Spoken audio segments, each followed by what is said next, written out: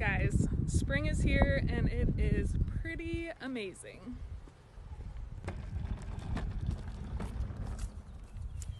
It does mean one thing though. It means that yard work has to start.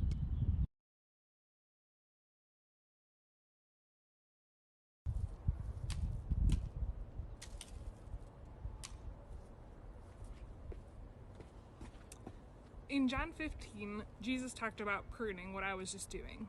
In verse 5, he says this, "Yes, I am the vine, you are the branches. Those who remain in me and I in them will produce much fruit. For apart from me, you can do nothing. Anyone who does not remain in me is thrown away like a useless branch and withers.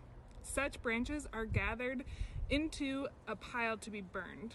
But if you remain in me, and my words remain in you, you may ask for anything you want, and it will be granted. When you produce much fruit, you are my true disciples. This brings great glory to my Father."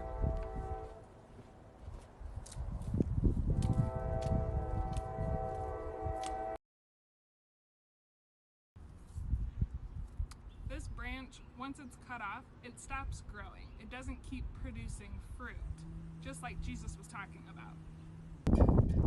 So why is Jesus talking about pruning? Is he doing some gardening too?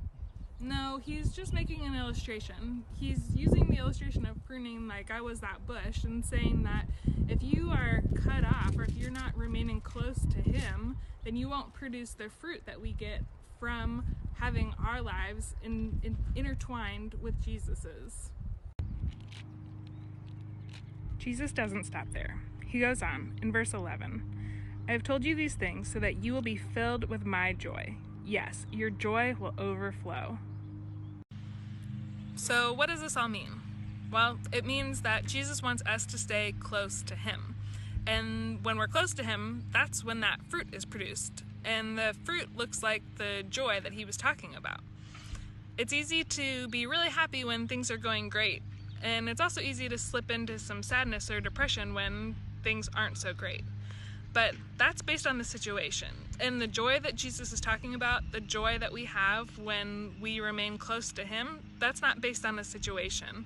That's based on our fruit that comes from our relationship with him. So how are you staying close to God this week?